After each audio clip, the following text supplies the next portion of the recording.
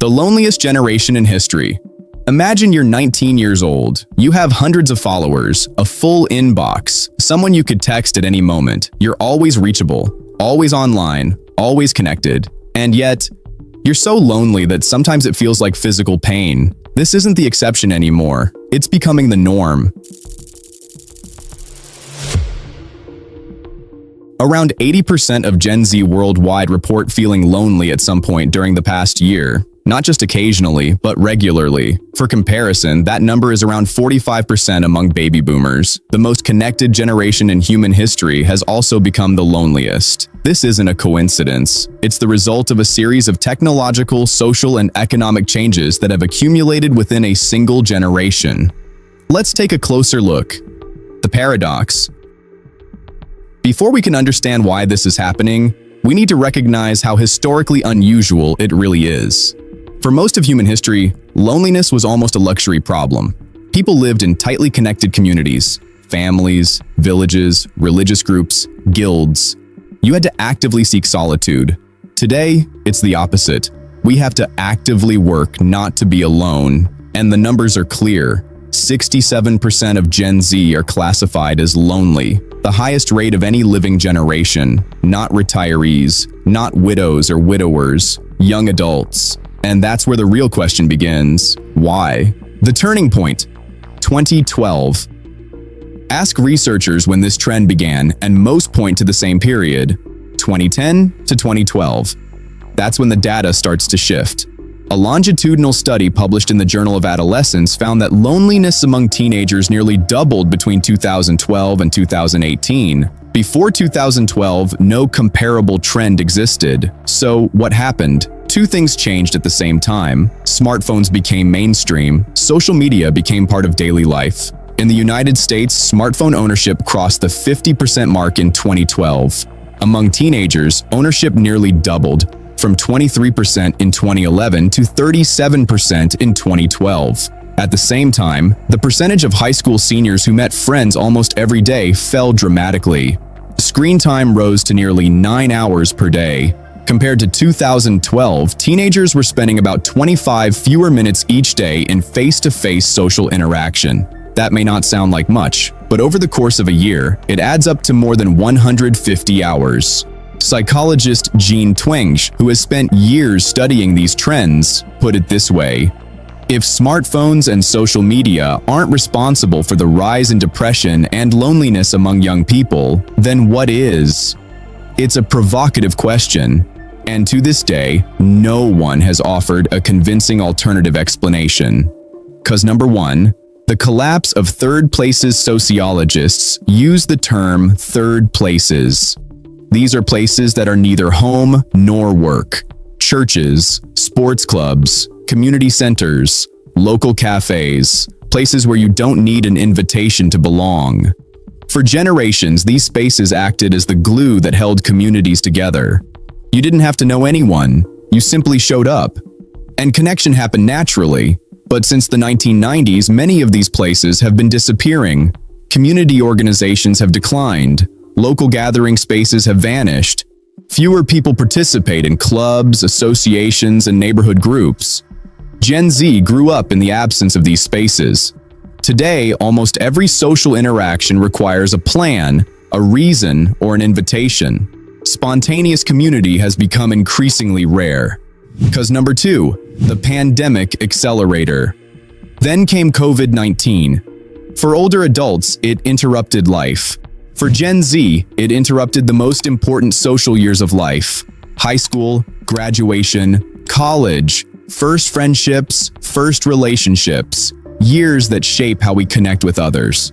According to recent surveys, 1 in 4 young men between the ages of 15 and 34 report feeling lonely every single day. Meanwhile, large numbers of teenagers continue to report persistent feelings of sadness and hopelessness. Social skills are learned through real-time interaction, through awkward conversations, through mistakes, through experience. When those experiences disappear for 1 or 2 critical years, the effects don't simply vanish when the lockdowns end. Cause number 3, the social media illusion.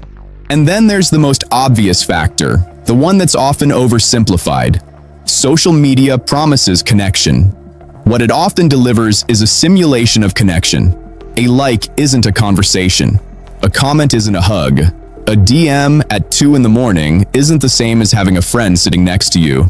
Oxford researcher Robin Dunbar found that humans can maintain meaningful social relationships with only a limited number of people. And deep friendships usually exist within a circle of just 3 to 5 people. Follower counts don't change that. The platforms themselves aren't designed to make us fulfilled. They're designed to keep us engaged. We constantly see the highlights of other people's lives, the parties we weren't invited to, the vacations we didn't take, the moments we didn't experience, and comparison becomes unavoidable. What loneliness does to the body. Here's something many discussions about loneliness overlook. Loneliness isn't just an emotion, it's biology. For hundreds of thousands of years, human beings evolved in groups. Isolation often meant danger. Our nervous systems still respond that way. Research shows that chronic social isolation is associated with significantly higher risks of heart disease, stroke, dementia, and premature death.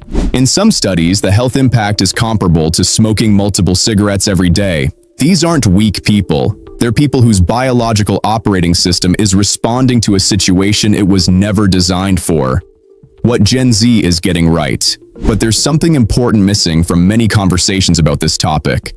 Gen Z isn't ignoring the problem, they're confronting it. Many young people openly admit that they struggle with loneliness, and that's significant.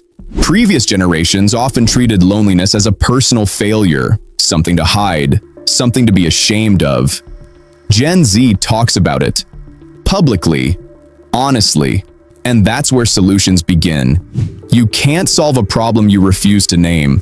Research also suggests that many young adults are actively seeking deeper, more meaningful relationships rather than larger social circles. They don't necessarily want more connections, they want better ones. And according to Robin Dunbar's research, that's exactly what matters. Not hundreds of friends, just 3 to 5 people you can genuinely rely on. The bigger picture. But we should also be honest. This problem goes beyond individual choices. Societies become fragile when people stop feeling connected to one another. Trust declines, communities weaken, people withdraw from public life. But history also shows that every major challenge creates a counter-movement. Mass media created the need for journalism that explains it. The internet created misinformation and eventually tools to fact-check it. Social media intensified loneliness, but it also made people aware of it, perhaps faster than ever before. Whether Gen Z will ultimately be remembered as the loneliest generation in history, or as the generation that finally took loneliness seriously and found a solution, remains to be seen. Let me leave you with one final thought. One major study asked lonely young adults a simple question: what do you feel is missing?